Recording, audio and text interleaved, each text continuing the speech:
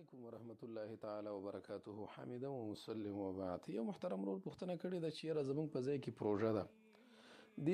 دا پروژه غالبا چې پښتو لفظ به په انګریزي کې دې ته پراجیکټ وایي. پراجیکټ نو دی وایي چې زمونږ په ځای کې یو پروژه او پراجیکټ دی، هغه بیا باقاعده طور سره د NGO د طرفه دی. صحیح دی. نو بیا هغه NGO والا څه کسان را لګېدلي دي او هغه په هغه NGO کې په دې پراجیکټ کې خپل ځانونه رجسټرډ کړي دي. دی خو ثبت وایي، خو دا ثبت رجسټرډ ته وایي چې ځان یې پکې ور رجسټر کړ. نو چې ځانونه پکې رجسټر کړي دي بیا داسې چل اوس شوی دی چې هغې خو دې ته د میاشتې 10,000 افغانۍ ورکوي. نو اوس دغه کس را لګېدلی دی د ځان په ځای بل کس لګولی، خو د هر یو کس چې پکې لګولی د ځان په ځای هغه نه 3,000 روپۍ اخلي په میاشت کې. نو هغې چې 10,000 واخلي نو هغه 7,000 هغې ته پاتې شي او 3,000 ترې نه دی اخلي. نو دا دته جایز دی او که نه؟ جناب عالی دا چې کوم معامله دوی کړې دا معامله اجاره فاسده ده.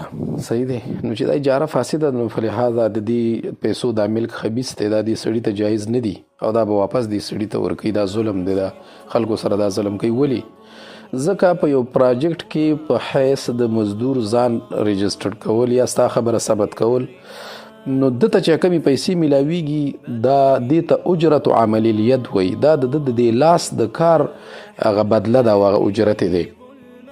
نو د کار نه دی کړی، لاس یې پکې نه دی خوږېدلی او د خیر په غونډۍ ناست دی او خلکو نه پیسې اخلي. دا به چېرته دته جایز دي؟ دا بالکل دته جایز نه دي او دا ناروا دي او خبیث ملک دی. صحیح دی. فتاوا محمودي دا مسله 2 ځل ذکر کړي، لیکن حل مسله یې پکې راوستې ده. حل دا دی وایي دغه کس چې دا کوم که هلته یې داسې ویلي دي چې زید را لګېدلی دی په یو ځای کې نوکري اخیستې ده او بیا یې د ځان په ځای بکر لګولی، نو نیمه تنخوا زید اوس اخلي او نیمه بکر اخلي. او بکر ویریږي چاته ویلی هم نشي، ځکه که چاته ووایي نو بکر به لرې کې بل سړی به راولي. نو دا پیسې زید ته جایز دی او که نه؟ نو بیا د حل لاره ورته دا راوستې ده. وایي زید ته په کار دا دی چې دا کمې کمپنۍ سره په حیث د مزدور دی ځان یې رجسټرډ کړی دی، نو په حیث د مزدور دی ورسره نه کېږي، دا کار دی په ټیکه ونیسي.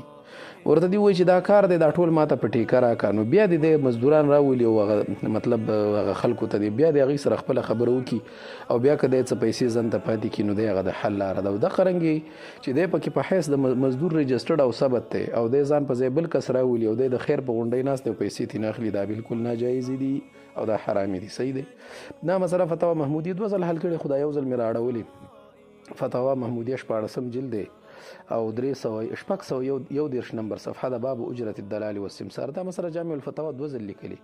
4 جلد 415 نمبر صفحه د رشوت او قرض، او جامع الفتاوا 4 جلد 251 نمبر صفحه د کتاب المعیشه. نو خلاصه د خبرې دا ده چې دا کومه طریقه دی کړې دا ناجایزه ده. السلام علیکم ورحمت الله.